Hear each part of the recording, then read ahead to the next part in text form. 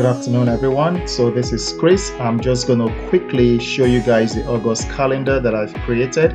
So we are the last day of the month of July. So I just wanted to quickly give you guys this August calendar so you guys can start planning on it. All right. So this is a simple calendar that I've created for August. You can see it's a dark theme.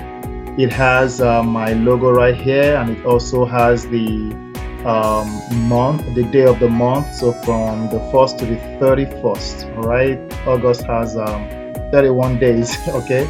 All right. So right here, instead of me to leave it empty, I just put where you guys can have a note there to write, jot down whatever I want to jot down, and also here you have your to-do list. So I gave about 1, 2, 3, 4 boxes for your to-do list. And also you can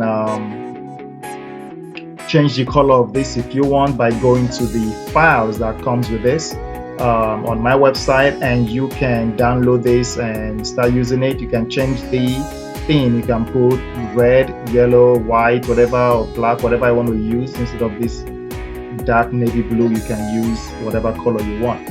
That's the advantage of using my digital planners, because I give you the opportunity to go ahead and edit the files as much as you want. You can change the terms. For those of you who don't like Sunday as the opening day of the week, you can change it to Monday by using the editable files, the PowerPoint. Okay, you can only edit this to PowerPoint or through Google